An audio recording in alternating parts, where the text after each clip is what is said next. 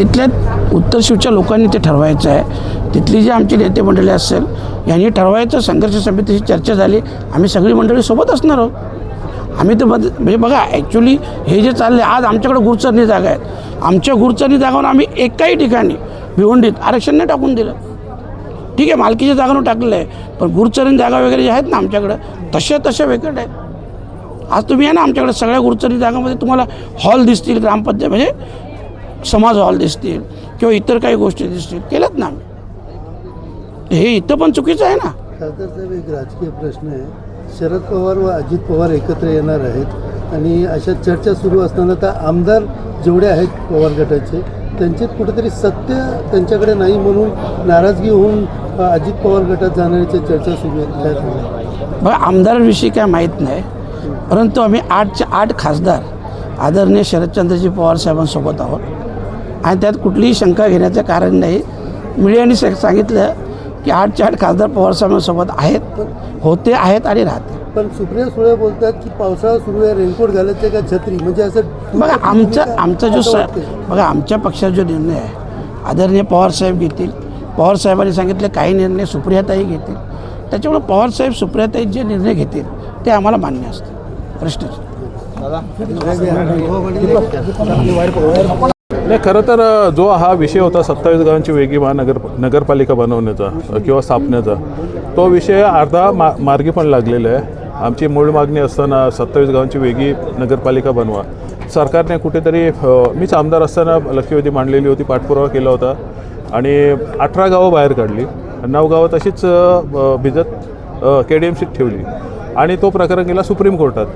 परंतु त्यानंतर जे आमची संघर्ष समिती पूर्वीचे पदाधिकारी काही होते हे काही पक्षाच्या नेत्यांच्या मागे घरंगळत गेले आणि ती मागणी आमची थंड राहिली.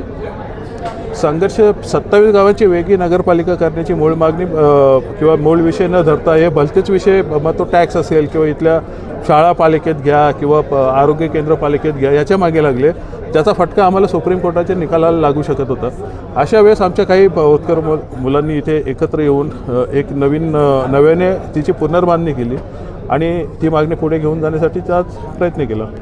आगरी समाजाचा तरुण आज पुढे यावा याकरता विशेष प्रयत्न केले जातात, कारण की त्याला व्यासपीठ नसताना तो कुठेतरी भरकटला जातो कोणाच्या पाठी, असं आपण आपल्या भाषणात. नाही असं नाही. आगरी समाजाला व्यासपीठ आहे, व्यासपीठ नाही असं कोण बोलतं आहे. परंतु कुठेतरी समाजाला किंवा त्या तरुणांना त्यांचे काही दुसरी कामं चालू असतील, इथे प्लॅनिंग अथॉरिटी नसल्यामुळे स्वतःच्याच जागेत असलेलं कामही अनधिकृत ठरवून अशा लोकांना वेटीस धरून सोबत मागे फिरायला लावणारी नीती आमच्याकडे आहेत. तर त्यांना कुठेतरी माझं सांगणं होतं आणि त्या अनुषंगाने केलेलं ते वक्तव्य होतं की तुम्ही कोणाच्या मागे भरकटत जाऊ नका, समाज म्हणून एक राहा. हा विषय फक्त 27 गावांचा नाही आहे. आज परिसरात पण गुरचरणी असतील किंवा आरक्षण असतील किंवा कचरा वगैरे असे प्रकल्प येत असतील, अशा वेळेस पण समाजाने एकत्र राहायला पाहिजे आणि त्याच अनुषंगाने आजची सभा होती. समाज आणि गाववाले असा उल्लेख करताना आपण आमदार राजेश मोरे यांचा सुद्धा उल्लेख केलेला आहे. हो, तेही समाजाचेच आहेत. माझं त्यांनाही आव्हान आहे की तुम्ही समाज म्हणून समाजाचे एक आमदार म्हणून निवडून आलेले आहेत. भले एका पक्षातनं आले असेल, परंतु जेव्हा जेव्हा समाजाचा विषय येईल तेव्हा तुम्ही पक्ष बाजूला ठेवून इथे या, आम्हाला तुमच्याकडनंही अपेक्षा आहे. तुम्ही असं सुद्धा बोललात की त्यांच्या हातात काही नाही म्हणून, असं पण हां, ते आहेच ना. म्हणून तर मला काही लोकांनी विरोध केला. इथे काही लोकांना काही बिल्डर लोकांच्या फायद्यासाठी किंवा इतर काही गोष्टींसाठी इथले ठेके घेण्यासाठी जो घोळ करण्यासाठी एक हातातला बावला पाहिजे.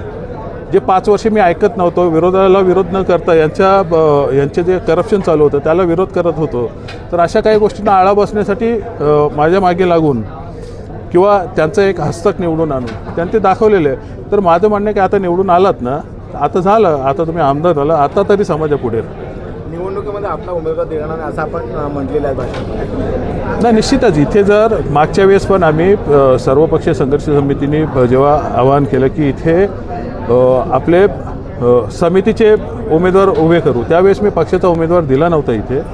नंतर ते भाजपच्या चिन्हावर लढले असतील तरी पण ते एक संघर्ष समितीचे उमेदवार म्हणून आम्ही पुढे घेऊन गेलेलो. यावेळेस अशी काही परिस्थिती आली आणि एक वेगळा गट बनवून किंवा हे इथे उतरत असेल संघर्ष समिती निवडणुका लादल्यास तर त्याच्यात मी 2 गोष्टी बोलल्या. बहिष्कार टाकणार असाल तरी आम्ही बहिष्कार टाकू, तुमच्यासोबत आहे पक्ष म्हणून, आणि तुम्हाला उमेदवार नसतील द्यायचे तर आम्ही पक्ष म्हणून उमेदवारही नाही देणार, हे एका जबाबदारीने मी बोललो.